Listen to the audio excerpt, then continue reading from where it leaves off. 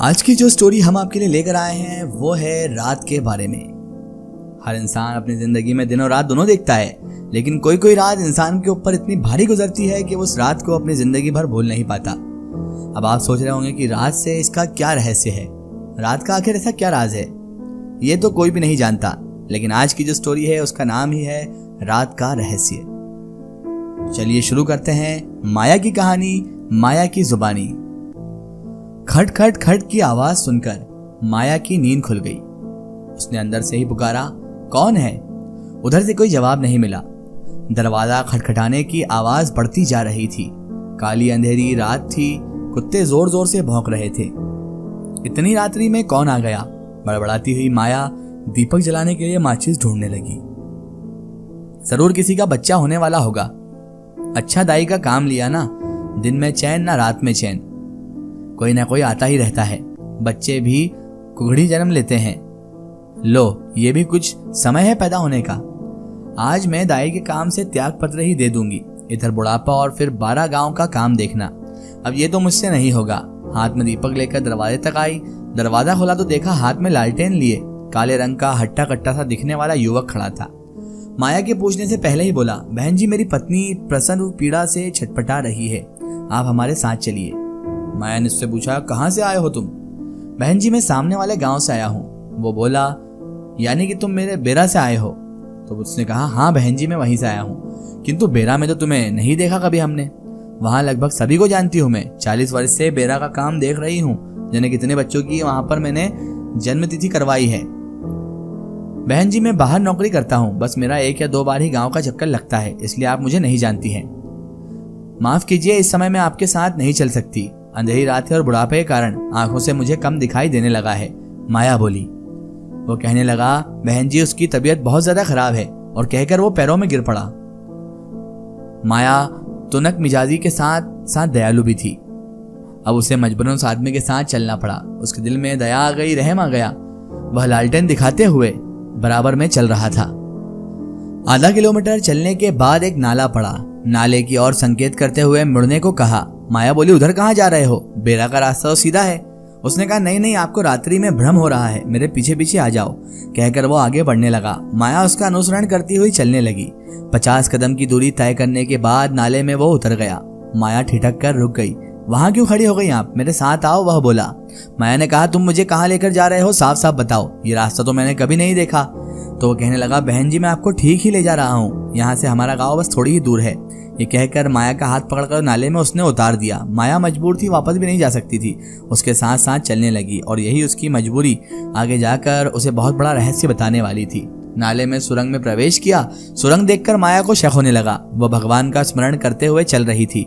चलते चलते उसके पैर कांप रहे थे, शरीर पसीने से तरबतर हो रहा था। उस युवक ने माया की स्थिति भांप ली। वो बोला, आप घबराइए मत, आपको कुछ नहीं होगा। वापसी में सब सकुशल आपको घर तक छोड़कर आऊंगा मैं। सुरंग से निकलते ही सड़क दिखाई दे रही थी। वहां थोड़ी दूर पर नगर बसा हुआ था। सड़क नगर में जाकर मिलती थी। वहां चारों तरफ प्रकाश फैला हुआ था। माया को बड़ा आश्चर्य हुआ कि सुरंग से बाहर अंधेरा है और यहाँ नगर प्रकाश से धमक रहा है। वह भयभीत सी उस युवक के पीछे पीछे चलने लगी। उसके दिल में खौफ भी था और उसे डर भी लग रहा था, लेकिन करती तो बेचारी क्या करती। अब उसने ओखली में तो सर दे ही दिया था, अब मुसल से क्या डरना। यानी कि अब उसने अपने घर से इतनी दूर आकर इतनी बड़ी परेशानी मोल ले ही ली थी, तो अब किस चीज से क्या डरना। यही डर उसे अंदर अंदर सता तो रहा था, लेकिन बेचारी मजबूर थी। उस लड़के के साथ, उस आदमी के साथ चले जा रही थी। उन्होंने फिर नगर में प्रवेश किया। नगर जो कि प्रकाश था, वह ना चांद सूरज का था और ना ही दीपक का प्रकाश था। वह स्वाभाविक रूप से विद्यमान था। वहां सारे मकान बड़े सुंदर और आलीशान बने हुए थे। नगर में संगमरमर की प्रधानता थी। युवक एक मकान के सामने जाकर रुक गया। माया समझ गई कि वह उसी मकान का कह रहा है और ये उसी का मकान है। फिर दोनों ने अंदर प्रवेश किया। लंबाई चौड़ाई के अलावा कमरे ऊंचे ऊंचे थे। माया को उस कमरे में ले गया जहां पलंग पर पड़ी एक महिला दर्द से छटपटा रही थी। औरत के दानव आकार शरीर को देखकर माया को एकदम धक्का सा लग गया। वह गिरने ही वाली थी कि इस युवक ने संभाल लिया। फिर वह बोला, आप इधर उधर की बातों पर गौर मत करो, यह सब प्रकृति की देन है। जिस काम के लिए आई हो सिर्फ उसी में ध्यान लगाओ।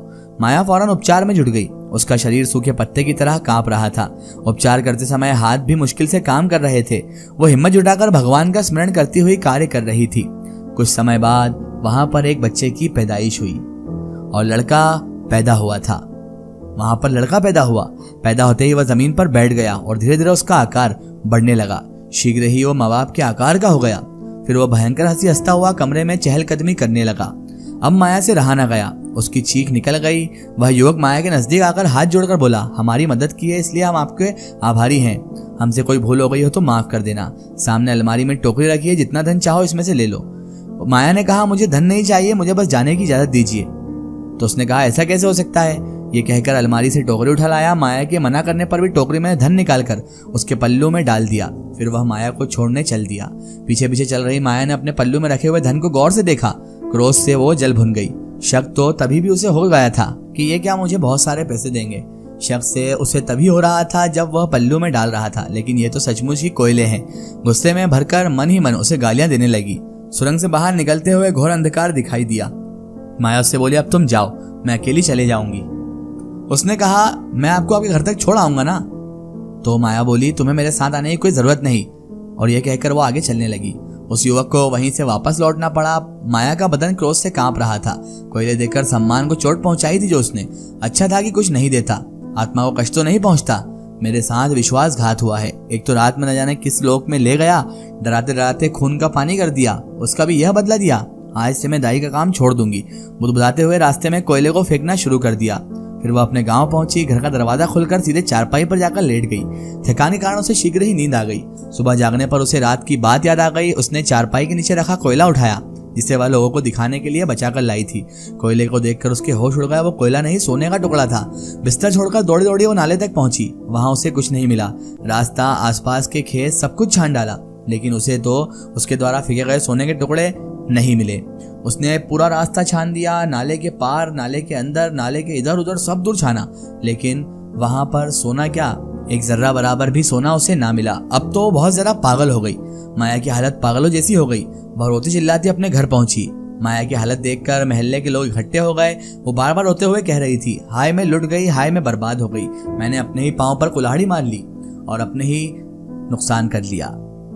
लोगों ने उसकी हालत देखी तो पूछताछ शुरू की। तब उसने यह कहानी उन्हें सुनाई। इसके बाद माया की तबीयत बिगड़ती गई। डॉक्टर को बुलाया गया, किंतु कोई फायदा नहीं हुआ। दाई का काम करने वाली वह निसंतान विधवा उसी शाम को चल बसी और लोगों को वो बता भी नहीं पाए कि वो किस उधर गई थी, किस लोक में चले गई थी और किसके बच्चे को उन्होंने जन्म दिया था। यकीनन वो कोई जिन्नात का ही बच्चा होगा जो इतना बड़ा पैदा हुआ, और वो जिन्नात ही थे जिन्होंने उसे सोना दिया था। लेकिन कहते हैं ना, जब इंसान को किसी चीज के बारे में पूरी तरह यकीन ना हो, उसकी कदर ना हो, तब वो उसके पास टिकती भी नहीं है। जिस तरह सोने के टुकड़े माया के पास ना टिके।